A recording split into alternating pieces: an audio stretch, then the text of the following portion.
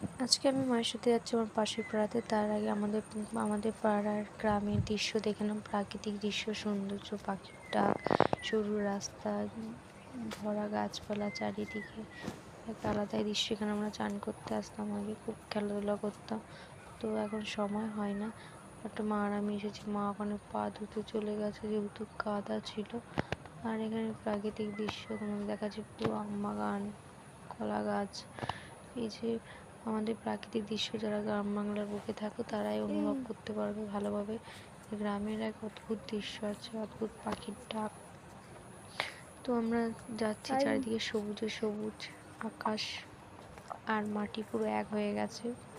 তো ওই পুকুরের ধার দিয়ে যেতে হচ্ছে আমাদেরকে। আমরা ওই পাশের গ্রামের দিকে যাচ্ছি, দিকে মা আসছে আস্তে আস্তে কাদা পায়ে পায়ে, কারণ কাদাতে চারিদিকে পা পা ঢুকে গেছিলো মায়ের ওখানে, এত প্রচণ্ড কাদা চারিদিকে দেখতে পাচ্ছ। তো মাটি যাকে বলে খাঁটি, গ্রাম বাংলার বুকে এই মাটির যে আলাদা গন্ধ, এই প্রাকৃতিক ছোঁয়া, এই শরৎকালের এক অনুভব যারা করে তারা একমাত্র গ্রাম বাংলার মানুষেরাই করতে পারে। আমার পা ধুয়ে নিল, ধুয়ে নেওয়ার পর আবার আমরা চলতে শুরু করলাম নিজের গন্তব্যস্থলে দিকে, ওই পাশের গ্রামের দিকে। এখানে আম বাগান বাগান। তো আমার মা পেছনে আসে, মাকে ওখানে নিয়ে নিলাম ছবিটা। এরকম মিনি ব্লগ দেখতে থাকতে সাবস্ক্রাইব।